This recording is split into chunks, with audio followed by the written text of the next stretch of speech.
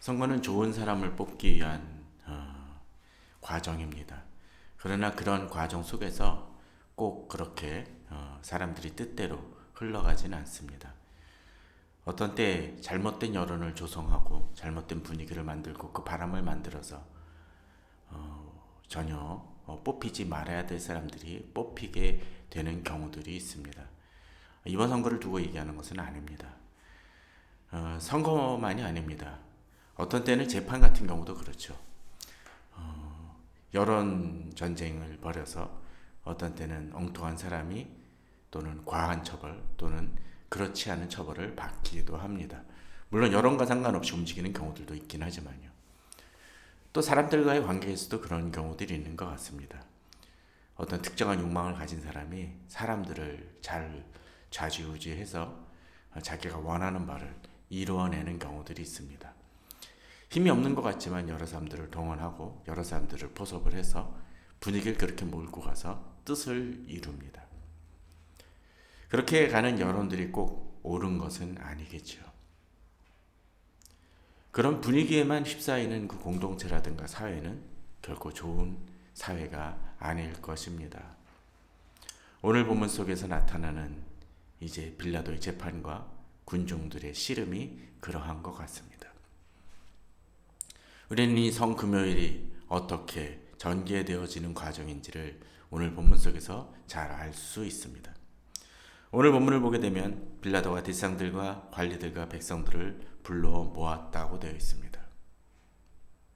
예수님을 그들이 끌고 오긴 했지만 정말로 처벌할 그 조항이 되는지를 확인하기 위해서 정당한 재판을 하기 위해서 나름 정당한 재판을 하기 위해서 백성들과 대상들을 불러 모읍니다. 그리고 듣게 되죠. 이들에게 묻습니다. 뭐라고 묻습니까? 너희들이 끌고 왔지만 이 고발하는 일에 대해서 이 사람에서 죄를 찾지 못하였다라고 되어 있습니다. 오늘 본문의 앞부분에 보게 되면 헤롯에게도 다시 빌라도가 이 관할 지역이 다르다에 넘겨놨지만 다시 이 부분에 부딪혀서 다시 돌아오게 합니다. 헤롯은 흥미거리로 예수 그리스도를 바라봤지만 자신이 원하던 그 소문이라든지 그런 얘기들을 듣지 못하니까 다시 빌라도에게 돌려보내죠. 헤롯은 기본적으로 무엇이 옳으냐 판단하고자 하는 마음 자체가 없었던 것 같습니다. 그에 반해서 빌라도는 나름 이 부분을 해결하려고 노력하는 듯 합니다. 그래서 이제 타협점을 내놓습니다. 사실 정의는 타협한다는 것 자체가 문제가 있습니다. 옳으면 옳고 그르면 그르고 한 가지 잘못하면 한 가지에 대한 처벌을 하면 됩니다. 또 잘못이 없으면 그냥 내어보내면 됩니다. 그러나 빌라도는 이 무리들을 진정시키기 위해서 내려놓는 방안이 있습니다. 그러므로 때려서 놓겠노라. 죽일 일이 없으니까 이제 내놓겠다라는 것이죠. 이 시대도 여론이라는 것이 그런 경우들이 있습니다. 사람들이 원하고 흘러가는 방향이 있으니까 그에 대해서 나름 지도자들한 사람들이 그의 입맛에 맞춰서 행하려고 합니다. 사실 민주주의는 좋은 것이긴 하지만 그 민중이 잘못된 방향으로 나아가고 있을 때는 오히려 민주주의는 해가 됩니다.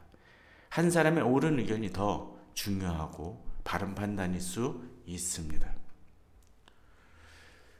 심지어는 교회 내에서도 이런 잘못된 행동들과 판단들이 내어져서 움직이는 경우들이 있곤 합니다. 이제 이들은 집단화 행동을 하는 모습을 보여줍니다. 18절에 무리가 일제히 소리질러 이르되라고 되어 있습니다.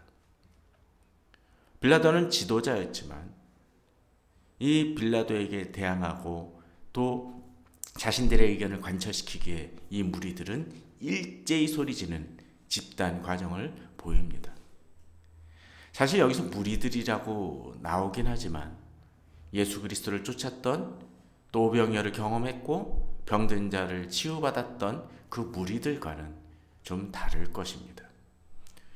특별히 급박하게 예수 그리스도를 체포하고 또 제사장들이 예수님을 빌라도와 또 헤롯에게 거쳤던 그 과정들을 생각해 본다라면 여기 모인 무리들 또 제사장들과 관리들과 무리들이라고 했던 것을 보게 되면 아무도 이 사람들은 제사장들이 동원한 또는 그들의 측근인 사람들일 가능성이 높습니다.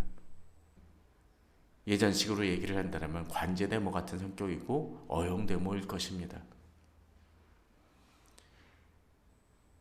이런 집단화의 방법을 통해서 전체 예수 그리스도를 쫓았던 수많은 사람들의 의견이 아니라 작은 무리의 의견을 다수의 의견처럼 포장하는 작업이 본문 속에서는 등장을 합니다. 세상에서는 이런 일들이 종종 있곤 합니다. 사실 대상들은 이미 이전 장에서 자신들이 원하는 것을 이루려고 하지만 무리가 두려워, 군중이 두려워 행하지 못했다라고 되어 있습니다. 이들은 찬스를 잡았습니다. 가룟 유다가 예수 그리스도를 팔아 넘기자 그 기회를 잡아서 이제 급속하게 예수 그리스도를 죽이려고 덤벼드는 모습입니다. 그것을 위해서 종교 지도자라는 자들이 무리까지 동원하고 잘못된 여론을 조장을 합니다. 그리고 심지어는 바라바를 놓아 달라라고 얘기합니다. 밀란과 살인으로 말미암아 옥에 갇힌 자입니다. 로마법을 따른다라면 이 사람이 죽어야 될 사람입니다. 빌라도도 그것을 알기 때문에 다시 이야기를 하죠. 그러나 이들은 또다시 목소리를 모아서 십자가에 못 박게 하소서라고 얘기합니다. 21절에 보면 두 번씩이나 반복을 합니다. 물론 이들이 두 번 정도만 얘기하지는 않았겠죠. 이들이 얼마나 강력하게 빌라도를 압박하고 있는지를 보여줍니다. 빌라도가 세 번째 말합니다. 이 사람이 무슨 악한 일을 하였느냐? 나는 죽일 죄를 찾지 못하였나니 때려서 놓으리라 라고 이야기를 합니다. 빌라도도 엄청난 부담이 되어졌을 것입니다. 그에게 권력이 있고 누군가를 죽일 수 있는 권한이 있지만 부당하게 누군가를 죽인다는 것이 부담이 되었을 것입니다. 또 빌라도도 예수 그리스도가 어떤 예수 그리스도에 대한 소문을 들었었기 때문에 더더군다나 부담을 가졌을 것입니다. 나중에 후폭풍에 몰릴지도 모른다는 생각이 드니까 더더군다나 풀어주고 싶었을 것입니다. 그래야 이들이 계속적으로 압박을 하자 결국 예수님을 십자가에 못 박게 내어줬습니다. 본문은 이야기를 합니다. 그들이 큰 소리로 일제히 소리 지르고 또 소리 지르고 이제 본문 속에서 큰 소리로 재촉함을 통해서 미룬을 상관이 아니라 당장 이루어질 것을 압박합니다. 이 시대도 이런 식으로 여론을 몰아가고 잘못된 방향으로 흘러갈 때가 있습니다. 23절의 본문은 이야기합니다. 그들의 소리가 이긴지라. 이 속에서 정의는 사라지고 불법이 횡행하는 모습을 보여줍니다. 본문 속에서 이들에게는 빌라도가 질문했던 것처럼 세 번이나 돌이킬 기회가 있었지만 돌이키지 않음을 보여줍니다. 인간의 완악함입니다. 본문을 보게 되면 여러 가지 측면에서 그런 비슷한 내용들이 반복이 되어집니다. 그들의 소리라는 표현이 등장을 하고 있고 또 그들의 구하는 대로라는 말이 등장을 하고 있고 그들의 뜻대로라는 표현이 등장을 합니다. 그들의 소리, 의견이고 말입니다. 그들이 구하는 것은 욕망입니다. 그들이 목적하는 것을 이루기 위해서 그들은 열심을 다하고 결국은 그들의 소리가 이겼다라고 되어 있습니다. 이 세상의 흐름이 그런 것 같습니다. 사실 금요일 밤은 바로 그러한 불법이 승리하는 것처럼 보여지는 날이었습니다. 그들이 뜻하는 바를 이룹니다. 예수 그리스도는 십자가를 통해서 우리를 구원하셨지만 주님이 십자가에 달리신 일을 이룬 이들이 옳다는 것을 이야기한 것은 결코 아닙니다. 이것은 불법이었고 악이었습니다. 그들에겐 기회가 있었지만 돌이키지 않는 악을 행합니다. 또 다른 측면에서 빌라도도 마찬가지였습니다. 그에게는 기회가 있었습니다. 빌라도가 세 번째 말하되라는 그 표현 속에는 마치 베드로가 예수 그리스도를 부인하는 것을 중단할 수 있고 돌이킬 수 있는 기회가 있었지만 결국은 실패했던 것처럼 빌라도는 세 번이나 그의 말 속에서 돌이킬 기회가 있었지만 결국은 실패하고 예수 그리스도를 십자가에 못 박도록 내어놓습니다. 그의 아내가 그에게 충고를 했었습니다. 또 그는 헤롯에게 보냄을 통해서 어찌 됐건 간에 피하려고 노력도 했습니다. 그런 노력도 중요할지 모르지만 결국 악한 행동을 한 것은 그에 대한 대가를 치를 수밖에 없습니다. 더 이상 돌이킬 수 없는 악으로 추락하고 마는 것입니다. 그러기에 빌라도는 정말 많은 사람들의 그 예수 그리스도의 십자가에 못 박도록 내어놓는 그런 악들에 관여했던 많은 사람들이 있지만 사도신경은 오히려 그만이 그 이름이 기록되는 수치와 부끄러움을 당하고 맙니다. 그는 돌이킬 기회가 있지만 돌이키지 않습니다. 우리도 어떤 때 그런 돌이킬 기회가 주어질 때가 있을 것입니다. 그럴 때 돌이켜야 됩니다. 돌이키지 못함을 통해서 결국은 수치와 부끄러운 결과를 초래할 때가 있습니다. 매번 돌이킬 기회가 주어지는 것이 아닙니다. 그러나 결국 세 번이나 기회가 주어졌음에도 불구하고 무리들도 예수 그리스도를 십자가에 못 박도록 행하게 되고 빌라도도 그 돌이킬 기회를 잃고 실패하고 맙니다. 예수 그리스도를 십자가에 못 박는 커다란 죄악을 범하고 맙니다. 본문엔 그들이 소리가 이긴지라고 되어 있지만 사실상 그들의 소리가 이긴 것이 아니라 그들의 욕망을 이룬 것 같지만 결국은 그들은 실패하고 패배한 자가 되고 맙니다. 그에 반해서 예수 그리스도는 십자가에 못 박히는 수치와 패배와 죽음까지 맞는 과정을 겪으시고 그 고통을 감수하시고 죽으시고 말지만 진정 승리한 자는 그들이 아니라 주님입니다. 물론 이 밤은 그날 밤의 어두움을 넘어서